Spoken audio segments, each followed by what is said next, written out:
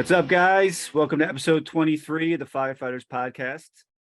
Joining me this week, we have a very special guest, professional hockey player and son of a firefighter, Anthony Greco. Anthony, thanks for joining us. Thanks for having me. So let's get right in there, man. If you don't know, we're going to put up links to the story about Anthony's dad, firefighter Paul Greco, who passed away from 9/11 illness. But this year, something special happened. Anthony got called up to play for his favorite childhood hockey team, the New York Rangers. I want to start there, and then I want to go back. But what was that like, man? That had to be awesome. How did it feel putting that jersey on? Yeah, it was just the whole experience was crazy. I mean, from the start, the COVID was kind of coming back into play, and coming into the season, they were having the taxi squads and stuff like that, and guys started getting kind of called up for guys that were either getting injured or getting COVID, and we were playing in Rochester at the time. We had just played a game actually, and it was a tight game, and so I remember being pretty angry after the game, and just with how things kind of played out in that game. And then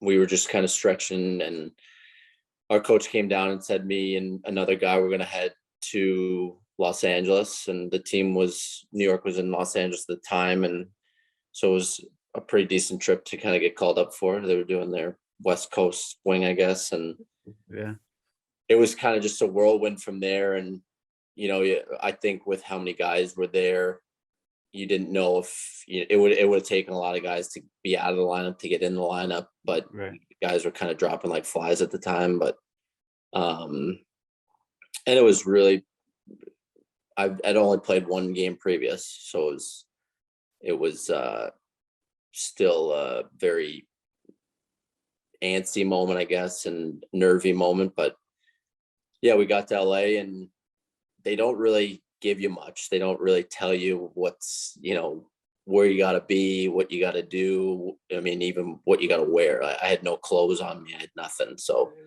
but yeah, just to get there, then they were in LA, or played Anaheim, played LA, and then we were out for practice. I got put on the active roster,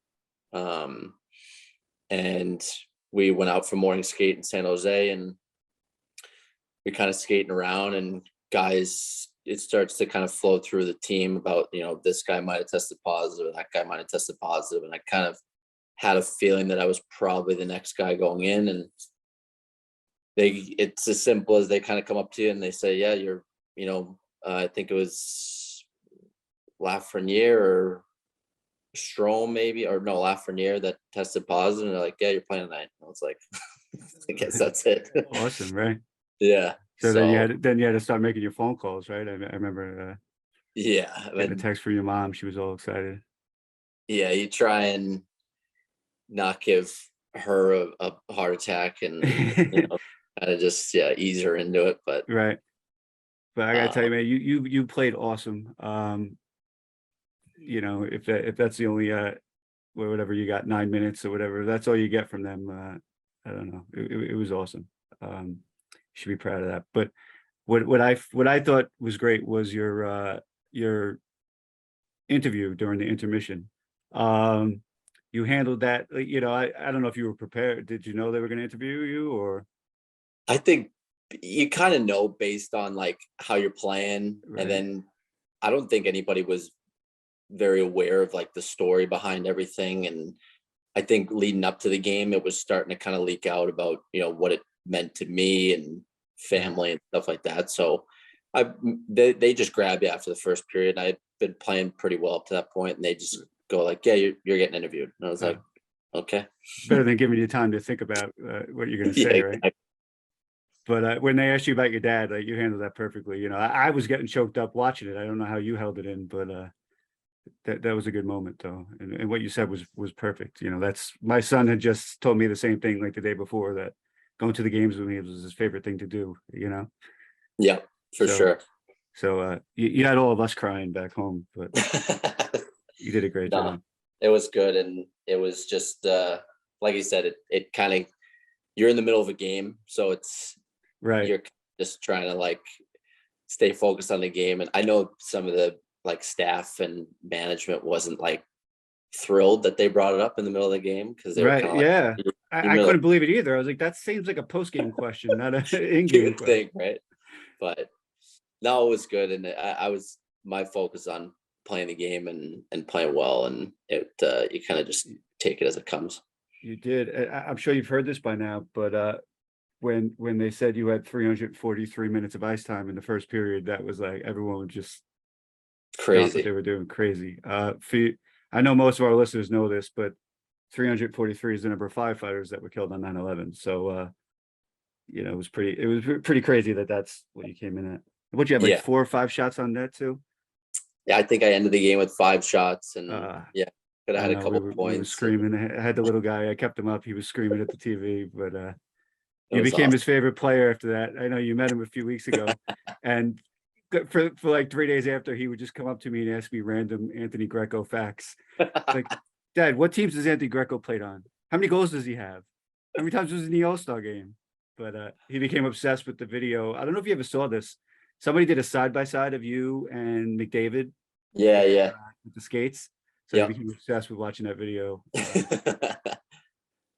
If you guys don't know, Anthony was in the AHL All-Star game. Was your game before the NHL game that year? I think it was the like we were a day after, so we did the skills Sunday, and the NHL did the skills Saturday. That's Okay, how they so did the comparison, I guess. did you know on the ice that you beat McDavid's time? I didn't know that I beat his time. I knew that I broke the American League record. I Right. know I just had to get under like 13-3 or something like that. And Yeah, so yeah, and it was at home in Springfield, which was awesome with that was the cool. fans there. Yeah. We So we were all together, the FDNY hockey team. We were out in LA for a game. So we were all at the bar watching that. It was awesome. It was I fun. mean, that's what gets me excited about it. It's like having you guys and family and friends getting to watch it, and Right. that's yeah, it's the night, the after effect of knowing that people watching is the thing that makes you kind of the most appreciative of it. Yeah, man. And like I said, the kids, have you been getting a lot of attention from the kids? Yeah, for sure. Yeah. It's just so when that stuff happened and the Ranger stuff happened, it's you get the messages on social media and stuff like that, and that's the most, to me, that's the coolest part of all of it, Yeah.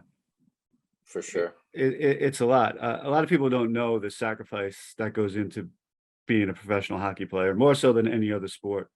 Um, you you went to Minnesota when you were what, 14, 15, 12, 12? 12, Wow. yeah. So, most hockey players, myself included, like we have to leave home, leave your family and go to the middle of, you know, Wherever. nowhere, just to play a sport. Like people, it's hard to explain that to other people, but especially in New York City, if you wanted to go to a prep school, you had to at least drive 3 or 4 hours to New England. It was nothing Yeah, really close, right? yeah. I don't And know. You went to Shattuck St. Mary's. Do you know that they're in a league now with Northwood and like 4 other schools? They formed like a prep league. yeah, I've kind of like loosely kept track of what's been going on, and it's definitely changed from when I was there. Like it was pretty cut and dry, like simple with, you have Minnesota high school hockey. That's Right. obviously a big thing out there. And so we'd play a couple of the bigger teams in that league. And then we played USA hockey. It was just, Chicago, Detroit, Connecticut, all Like those junior places. teams and stuff. Yeah. Yeah. Yeah. I don't even know what this league is, but I'd imagine it's probably only like a month, right? I mean, there's 6 teams spread out all over the country. They can't Yeah. possibly travel that much. But I used to text your dad whenever Northwood would beat Shattuck. I'd send him a screenshot or a picture of it just to let him know. Uh, Yeah. he used to. I worked with him. I don't know, probably like 4 or 5 times. He was in 270 and I was in Yeah, 18. So, and we had a hockey team with them. Um, yeah, but he used to get so excited talking about, you were still there. I guess you were there at the time. yeah, Um, he used to get so excited talking about it. I guess he had somebody to talk hockey with. So yeah, yeah. that's how we Somebody became friends. Yeah. to vent with it, Yeah. vent about all the nonsense, and Um, that's what was so great about, getting to see you play for the Rangers. I don't know if you remember this. I went watched you play up at Penn State a few Penn times, State, yeah, on the road trip with the guys. But one time specifically, I remember we were in a bar, obviously, after the game. You were pissed. I remember. All I remember is you were pissed and wouldn't talk to anybody after the game. yeah, But we're in the bar talking, and all we were talking about was how great it would be because we knew you had a shot. How great it would be to see you play for the Rangers, and it was like to see that come true was just awesome. yeah. It came full circle, and I knew, having played against Hartford for years in the American League when I first started, and I'd played against them so much, and they had a familiarity with me, and I was like, yeah, if I could ever get the chance to sign there, and they had interest, and the way it kind of all just like went full circle and kind of lined up Yeah, was, and it would have been nice to get in at MSG, and yeah. but yeah, just to put, it's a surreal thing to kind of put the jersey on, and all the memories, like you said, of going to the games growing up, and seeing how many guys played for them, and it's still, I think even to this day now, it still hasn't even fully resonated, maybe Yeah. years on Not down that the many New road. York City guys have played for the Rangers, right? I mean, it's a lot of Long Island guys, but not five boroughs, right? I could think of Yeah, the Mullins, Brian Mullen, Nicky yeah. Fatiu, who taught me how to skate, by the way. If you could believe that he taught anyone how to skate. But my first lessons were with him. But I can't really think of that many other people, right? I don't know.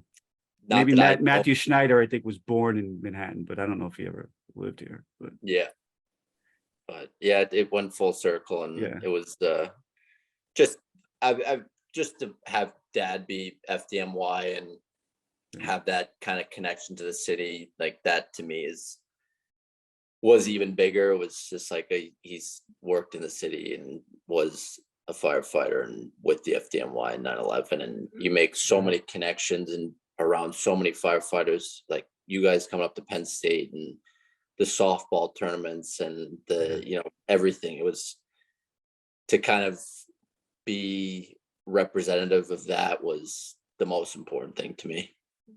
Absolutely. And your father played a big role in helping the job rebuild after 9/11. I know he volunteered to come to Squad 18, which wasn't his company, but we had lost 7 guys on 9/11. So he was one of those guys who came and what he worked there for like a year or two, Something um, like that, yeah. just to help the company get go. Because the company was brand new to begin with. They just opened in Yeah. '98, and then to lose 7 guys, and not to mention the guys who got hurt and were dealing with their own issues.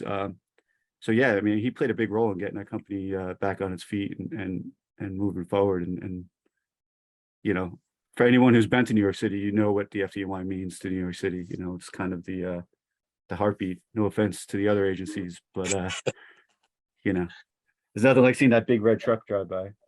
No, and even going into the city, like when we'd go in for either games, or as I got older, we'd start going just to get beers and stuff like that, and walking by, you know, the houses and stuff, and him basically having a story with each place, and he Yeah, showed me where Squad 18 was, and um, we used to, when we drive into the city for Ranger games, there was, I don't remember which um, engine or company it was, but he would walk in and they'd give him a parking spot, and we'd be able to walk to the game and put the we're not plaque in. supposed to talk about that. That was probably 24 and 1. It's down the street from the Garden, but yeah, we don't talk about that. People get upset. Uh, was it when you were at Shattuck, was it hard being away, knowing that he was, you know, still working and going to the fires and stuff? Were you worried, or were you just too young to think about It's that. one of those, you're so young where it's like, still give my mom crap about it, where it's, I left when I was 12. To see what a 12-year-old looks like now is crazy to think Yeah, that I have one. like we said it when I saw you at the game a couple weeks ago. It's like, oh, that's really young. Like that's so. And I remember my mom just being distraught the day I left Yeah. for me and my dad to drive out there, um, and then I remember specifically one time. I think it was my first year there. He got burned in a fire. His side of his head or his ear, and Yeah, his ear. I remember that. Yeah. yeah, that kind of freaked me out a little bit. You don't think about it too much because he kind of epitomized like never worry about me kind of thing. Mhm. It's not like I'll be fine. And so he kind of gave that, he just kind of had that confidence, and that kind of, you kind of felt that. And so you never worried about that. And he even came out and showed up to a game in Wisconsin, I think, and surprised me at a game like right after that happened. And I think that was his way of kind of being like, yeah, I'm fine. I'm all good. Okay. I got some time off now too. I can come watch you play. Get back on the road. Yeah. So That was the hardest part for me. That was leaving my family. And retrospectively, my mom died while I was there. I was like a week into my second year. So for me, it was like that. All the stuff that I gave up kind of jumped. Like I was forced to dwell on it while it was still happening because it's hard not to. Like yeah, exactly. the stuff you miss out on is, as you know, it's irreplaceable. But Yeah, it's also emblematic of what our families sacrifice, right? I mean, you're the son of a fireman and a nurse. Uh, I don't know. I felt that way, like a little bit out of place at a fancy prep school, but what they went through, just I mean, your mom moved out there, didn't she? yeah. Just the stuff that hockey parents do just so their kids can play is insane. It's it's insane. You don't realize it until you get older, and yeah, to see it now and to be away from kids. Then my mom moving out and dad staying back in New York. I think he was living at my grandparents' house, and just going back and forth, the driving, because he didn't fly. It's what he just enjoyed driving. And Right. so just to separate my mom and him for that long of a time, just so I could go to play hockey. And it's, it doesn't really get through to you until it's kind of all said and done. And Right. it's, yeah, you basically realize parents' lives about their kids Right. at that. So Wait till you're taking your kids to the rink at 5 a.m. on a Saturday yeah, exactly. after drinking with the boys all night. Yeah. You know, I was you like, I don't know realize it how you then. just drink so many beers. I couldn't do this. I don't know. I don't know how your father, like he would drink like that and then wake up in the morning and go run 10 miles. I don't understand how he could do that. I don't know. Gene, yeah, it's you see him drink 20 beers and then he'd be the best at, I think he might have passed this on down, but yeah, he didn't never show that he was hurting or anything No, like but I think he might have done that up. Like he might have gone a little overboard just to show you that he wasn't hurting. that, for sure. Yeah, Definitely did. that was funny. Um, all right, man. So I don't want to keep you all day. I could talk about hockey forever. No, yeah, you're good. So the Rangers moved on last night. Is it weird for you to watch? It's got to be hard. Like the guys, but also there's got to be a fire in you that just wants to be out there, right? Like, does Of it make it hard? course. Yeah, it happens. It's happened every year. The NHL playoffs start. If you're involved with one of those teams, to not be playing and to kind of watch them, and you feel so not left out, but you're like, it's a weird feeling to know it's like, oh, I was played there with those guys at Right. one point, went to camp with them, and to kind of just watch them on TV as sort of like a fan now is just the same thing happened last year with Florida. It's like you go to, my mom came out, we went to a Panthers game, and it's like there's guys on the ice that, I went to training camp with and played with, and so it's a weird to kind of, I've always been under the sense of like I don't want to be a fan. Like I don't Right. enjoy being a fan. It's not how I want to be as a hockey player.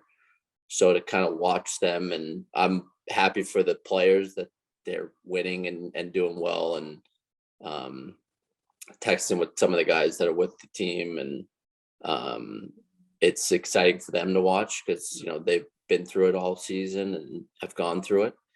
But yeah, it's definitely a weird kind of, I'm sitting on a couch and Yeah.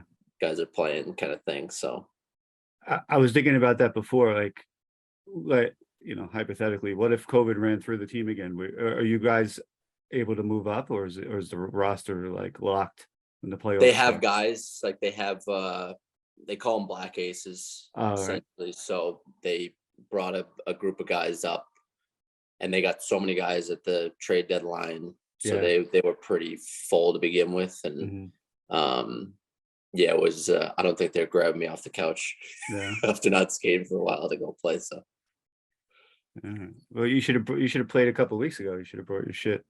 How old are you now? Have you aged out? Did you ever take the test? no, never did. No, they wouldn't I, let you. I was Or you there didn't was want years to? where I'd go to the game, the FDNY game, and like I should just take the test just to like go out there for the game every once in a while. Yeah. Be great. Yeah. I just took the test. I didn't really. It wasn't something I planned on. It just happened. I think Yeah. there's a lot of us like that. All right. So off season, right? We don't know what's going on next year yet. Back to basically it's Free agency. Just talk to them and see how playoffs.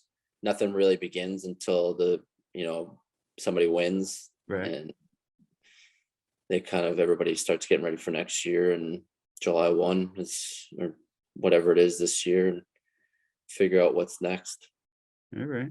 Well, we'll be rooting for you. Hopefully we get to see you at MSG at some point.